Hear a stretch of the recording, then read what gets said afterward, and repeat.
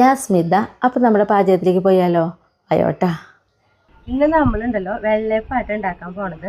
അപ്പം അതിന് വേണ്ടി നമ്മൾ എടുത്തിട്ടുള്ളത് ഇതേപോലെ ഒരു ഗ്ലാസ് പച്ചരി ഇതേ നന്നായിട്ട് വെള്ളത്തിലിട്ട് കുതിർത്തി, അതായത് ഏറ്റവും കുറവ് 4 മണിക്കൂർ നേരെയെങ്കിലും നമ്മുടെ അരി വെള്ളത്തിൽ നന്നായി കുതിരണം കേട്ടോ. അപ്പോഴാണ് നമുക്ക് നന്നായി അടിച്ചതും ഒരു മയമായിട്ട് കിട്ടുള്ളൂ.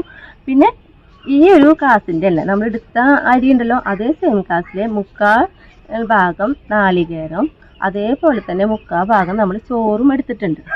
ഇതെല്ലാം കൂടി നമുക്ക് അടിച്ചെടുക്കാം. അപ്പം അത് അടിക്കേണ്ടത് എങ്ങനെയാണെന്ന് ഞാൻ കാട്ടിത്തരാം.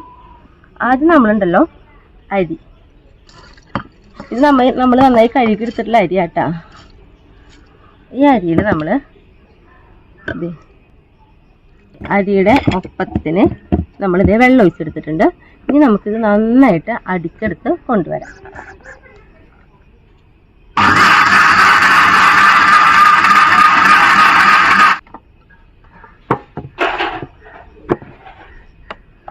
കണ്ട, ഇതേപോലെ നമ്മൾ അടിച്ചെടുത്തിട്ടുണ്ട്. അത് നമുക്കിതാ പാത്രത്തിലേക്ക് ഒഴിച്ചു കൊടുക്കാം കേട്ടോ. ഇനി നമ്മൾ നാളികേരം കൂടെ തന്നെ ചോറും ഇട്ട് കൊടുക്കാം കേട്ടോ. ഇതിലുണ്ടല്ലോ നമ്മൾ ഒരു 1/4 ഗ്ലാസ് വെള്ളം ഒഴിച്ചു കൊടുത്താൽ മതി. ഇത് അടിച്ചെടുക്കാനുള്ള അത്ര വെള്ളം കേട്ടോ. വേണ്ടി വരാണെങ്കിൽ നമുക്ക് വേണമെങ്കിൽ കുറച്ച് വെള്ളം കൂടി ചേർത്ത് അടിക്കാം. തീരെ അഴഞ്ഞു പോകാനും പാടില്ല, അതുകൊണ്ടാണ്.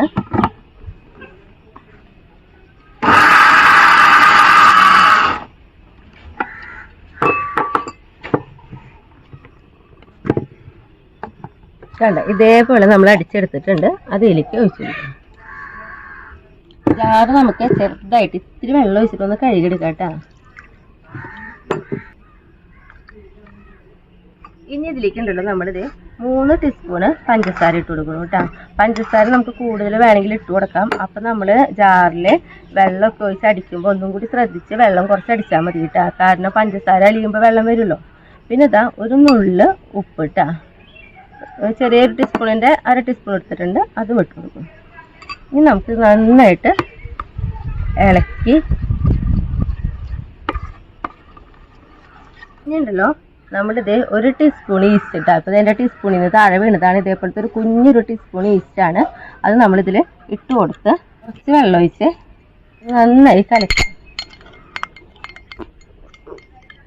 കണ്ട, നമ്മൾ വെള്ളത്തിലിട്ട് ഇങ്ങനെ മിക്സ് ചെയ്യുമ്പോൾ കണ്ട ഇതേപോലെയാകും. ഇത് നമുക്കിതിൽ ഒഴിച്ച് കൊടുക്കാം. എന്നിട്ട് നമുക്ക് വീണ്ടും ടീസ്പൂൺ കൊണ്ട് നന്നായിട്ട് ഇങ്ങനെ ഇളക്കാം. ഈസ്റ്റ് വയ്ക്കുമ്പോൾ എല്ലാ ഭാഗത്തേക്കും ആവുന്ന രീതിയിലൊന്ന് നന്നായി ഇളക്കി കൊടുക്കുക കേട്ടോ.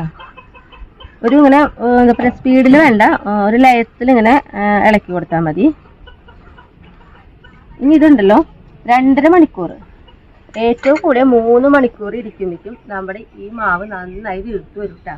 ഞാൻ ഇതേപോലെ അടിച്ചു വെച്ചിട്ടുള്ള മാവാണ് നമുക്ക് ഇന്ന് വേണ്ടി ഉണ്ടാക്കണേ. അപ്പം ഞാൻ അതെടുത്തോണ്ട് കണ്ട, നമ്മൾ ഇതേപോലെ അടിച്ചു വെച്ച മാവാണ് നന്നായി വീർത്ത് വന്നിട്ടുണ്ട് കേട്ടോ. ഇതാണ് നമ്മൾ ഇപ്പം ഉണ്ടാക്കാൻ പോണേ. അപ്പം നമുക്ക് തീ കത്തിച്ച് നമ്മുടെ വെള്ളയപ്പം ചട്ടി അടുപ്പുമ്പോൾ കയറ്റാം കേട്ടോ. വെള്ളയപ്പം ചട്ടി ഒന്ന് ചൂടാവട്ടെ, നന്നായിട്ട് ചൂടാവണ്ട. അപ്പം നമ്മുടെ ഇതേ വെള്ളയപ്പ പാത്രം ചൂടായിട്ടുണ്ട്. നല്ല ചൂടിൽ വെള്ളയപ്പത്തിന് ഒരിക്കലും മാവ് കോരി ഒഴിക്കരുത്. ഒരു മീഡിയം ലെവലിൽ ഇട്ടിട്ട് വേണം നമ്മൾ വെള്ളയപ്പം ഉണ്ടാക്കിയെടുക്കാൻ.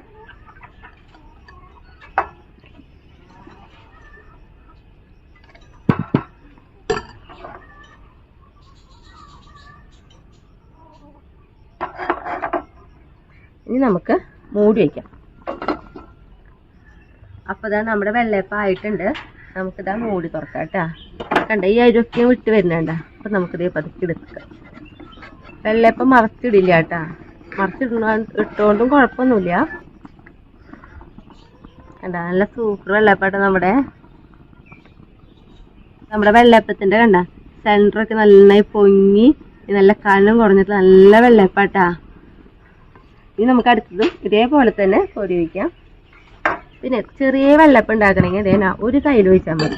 എന്നിട്ടൊന്ന് ചെറുതായിട്ട് ചുറ്റി കൊടുത്താൽ നമുക്കിത് ചെറിയ വെള്ളയപ്പം ആക്കിയെടുക്കാം കേട്ടോ. ചുറ്റി കഴിഞ്ഞ് നമ്മൾ അപ്പം തന്നെ മൂടി വെച്ചോളൂ. നല്ല നിറച്ച് കുമിളകളൊക്കെ വന്ന് പൊട്ടണ കണ്ട.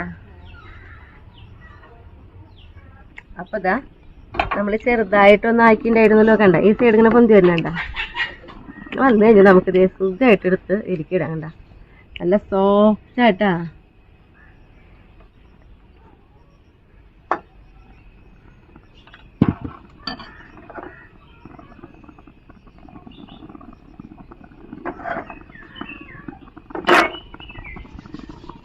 ഇതേപോലെ ചുറ്റി മൂടി വയ്ക്കാം. അപ്പൊ ഇതാ നമ്മള് മൂന്നാമത്തെ ഇതേ വെള്ളയപ്പം ഉണ്ടാക്കിയെടുക്കുന്നു കേട്ടാ. നോക്കി നമ്മുടെ വെള്ളയപ്പൊക്കെ കണ്ട സൈഡൊക്കെ പൊങ്ങി എന്താ പറയാ വിട്ട് വന്നിട്ടുണ്ട്. നമുക്കിത് എടുക്കാം.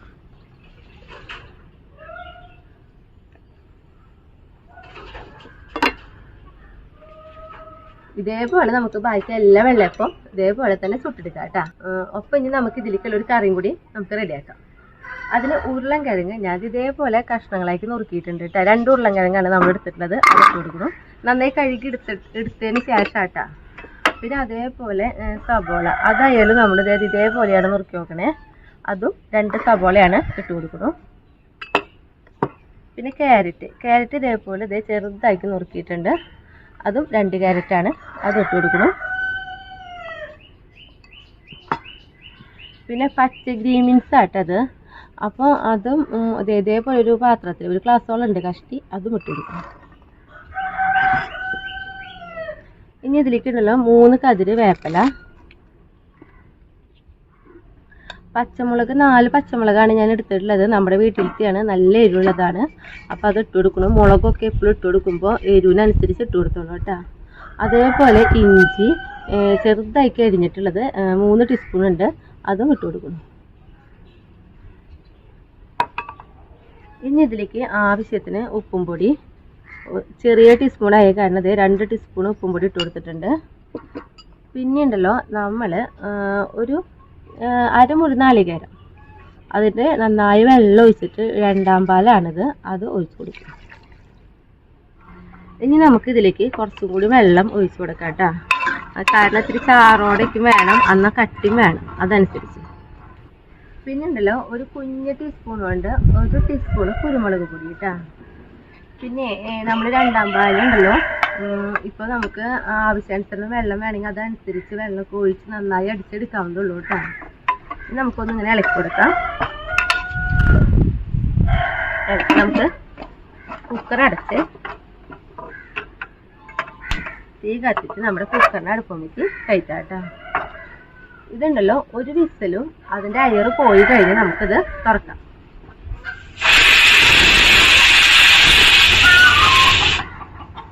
ഒരു വിസിൽ വന്നു, നമ്മൾ തീ ഓഫ് ചെയ്തിട്ടാ. അപ്പം നമ്മുടെ കുക്കറിൻ്റെ അയറ് പോയി കഴിഞ്ഞിട്ടുണ്ട്, നമുക്ക് തുറക്കാം. കണ്ടാ, ഇതേപോലെയാണ് നമ്മുടെ കറി. എല്ലാം നന്നായി വെന്തിട്ടുണ്ട്. നമുക്കൊന്ന് നന്നായി ഇളക്കി കൊടുക്കാം. ഉരുളൻകിഴങ്ങൊക്കെ ഉടഞ്ഞു പോണ പോലെ നമുക്ക് നന്നായി ഇളക്കി കൊടുക്കാം കേട്ടോ. ഇതിലേക്കുണ്ടല്ലോ നമ്മൾ 1ാം പാല് ഞാനൊരു 1/2 ഗ്ലാസ് വെള്ളം ഒഴിച്ചിട്ടാണ് നമ്മൾ അടിച്ചെടുത്തിട്ടുള്ളത്. അത് ഒഴിച്ചു കൊടുക്കണം. നമുക്ക് ഇതിനൊക്കെ ഇതിനെ ആക്കിയെടുക്കാം കേട്ടോ. നല്ല കട്ടിയുള്ള പാലാണ്. ഇനി നമ്മളിത് തീ കത്തിക്കൊന്നുമില്ല, വെറുതെ ഇങ്ങനെ ഒന്ന് ഇളക്കി കൊടുക്കുള്ളൂ കേട്ടോ. ഇനി ഇതിലേക്കുണ്ടല്ലോ നമ്മൾ 1 ടീസ്പൂണ് പച്ച വെളിച്ചെണ്ണ ഒഴിച്ചു കൊടുക്കും.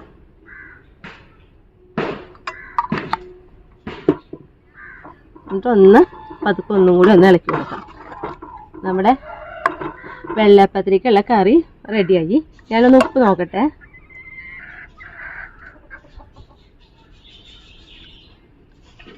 ഉപ്പൊക്കെ പാകാണ്, നല്ല ടേസ്റ്റും ഉണ്ട്. അപ്പോൾ ഈ സമയം കൊണ്ടുണ്ടല്ലോ നോക്കിയേ എൻ്റെ വെള്ളയപ്പം എല്ലാം അത് ഉണ്ടാക്കി കഴിഞ്ഞു കേട്ടാ. നമുക്കുണ്ടല്ലോ ഈ ഒരളവിൽ വെള്ളയപ്പം ഇട്ട് കഴിഞ്ഞിട്ടുണ്ടെങ്കിൽ 15 വെള്ളയപ്പം നമുക്ക് ഉണ്ടാക്കിയെടുക്കാനും പറ്റും. അപ്പം ഞാനുണ്ടല്ലോ ഇനി പോയിട്ട് ചേട്ടനെ വിളിക്കട്ടെ കേട്ടാ.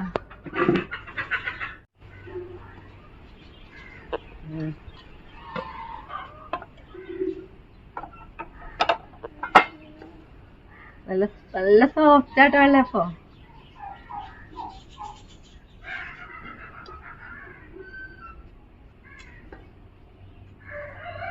കറി കണ്ട നല്ല കട്ടിയിലാണ്, എന്നാൽ അധികം എന്താ പറയാ അഴവില്ല ആ രീതിയിൽ.